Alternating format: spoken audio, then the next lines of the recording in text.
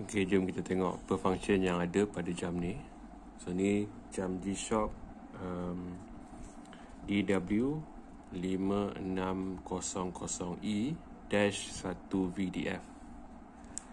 Okey, jam G-Shock ni dia ada 4 main button. Yang tepi ni kita panggil button A, button B, button C dan juga button D lah.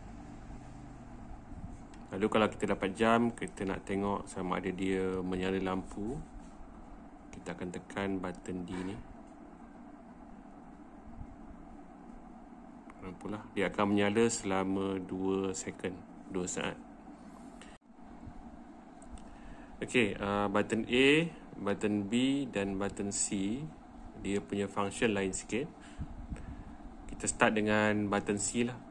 Button C ni yang mana bila kita tekan dia akan tukar mode kita punya jam lah. So mode pertama, mode sekarang yang kita duduk ni adalah kita panggil sebagai time keeping mode. Okay. Kemudian kita boleh tukar kepada mode kedua. Kita tekan button B ni, button C ni, dia pergi kepada alarm mode lah. Kita tekan lagi sekali, dia akan pergi kepada countdown mode.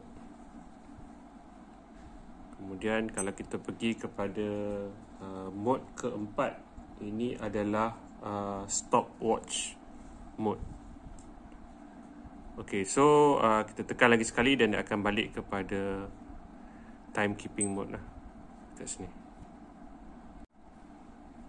Okay, dalam timekeeping mode ni, kalau kita nak ubah information yang ada pada jam kita, kita tekan A, butang A. So kita boleh nampak button nombor second berkelip lah. So ini nombor yang kita pilih sekarang dan ini nombor yang kita boleh ubah lah ataupun set. Kemudian kalau kita nak tukar, kita tak nak ubah second punya number, kita nak ubah nama yang lain, kita cuma tekan C, button C lah. Nampak daripada second dia pergi kepada jam, kemudian dia pergi kepada minit, kemudian dia pergi kepada tahun 2022, kemudian dia pergi kepada bulan, lepas tu dia pergi kepada hari. Macam hari ni 7 hari bulan lah. Kalau nombor ni, nombor yang berkelip ni kita nak ubah dia punya number, kita hanya tekan button B. So dia akan tukarlah nombor tu. Kalau saya tekan ni dia akan naik jadi maybe 8 hari bulan lah. Kemudian kalau kita dah siap buat selection, kita just tekan button A balik lah. Okay. So ini timekeeping punya mode. Okay, mode seterusnya yang penting bagi saya adalah alarm punya mode. Untuk pergi ke alarm mode, kita tekan button C. Sekarang kita dalam alarm mode. Kalau kita nak tukar information yang ada pada mode ini, kita tekan button A lah.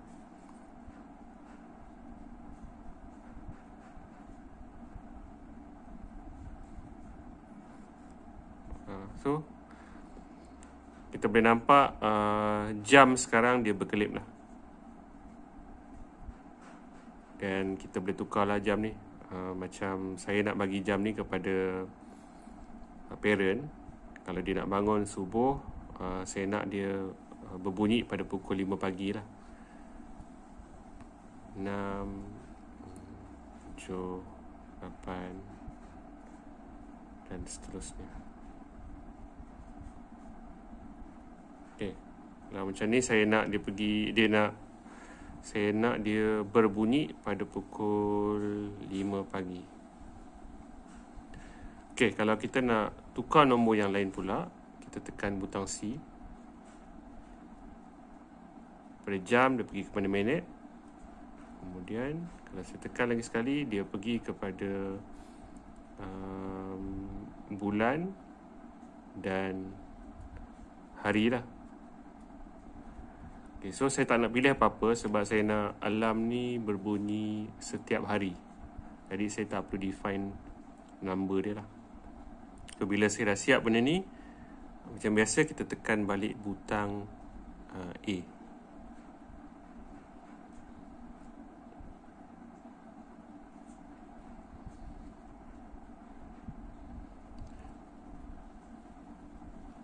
Okay. Kemudian kita boleh patah balik kepada timekeeping mode. Kita tekan button C dan kita dah balik kepada timekeeping mode. Kalau kita nak check balik, kita boleh tengok alarm mode kita dah set pada pukul 5 pagi dan dia akan berbunyi lah. So dia akan berbunyi selama 20 second. Jadi bila dia berbunyi, kita just tekan butang mana-mana je untuk hentikan dia punya sound. Okey, kemudian dalam alarm punya mode ni kita ada tiga jenis mode lah. Okey, so sorry tadi saya tak ingat nak kena check balik. Okey, dalam alarm punya mode ni kita ada dua lagi function lah, yang mana kita boleh tukar between sama ada kita nak alarm kita ni berbunyi pada masa yang kita set ataupun kita dapat triggering untuk setiap jam lah. Okey, bila kita tekan butang B, mode dia akan reflect dekat sebelah kiri ni lah.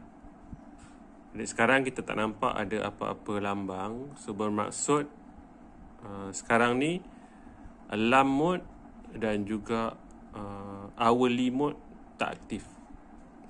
Kalau kita tekan satu kali, nampak dia ada nampak tak? Dia ada menyala lah satu simbol. Maksudnya sekarang ni alarm mode yang saya set pukul 5 pagi aktif.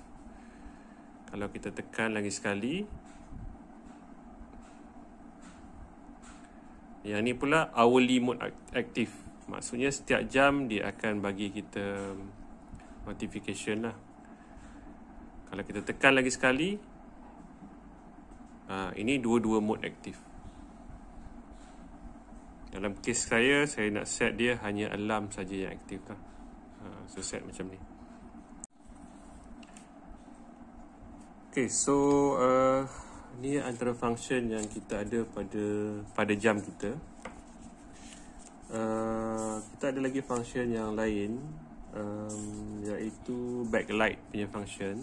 Tapi saya rasa saya tak share lah untuk kali ni.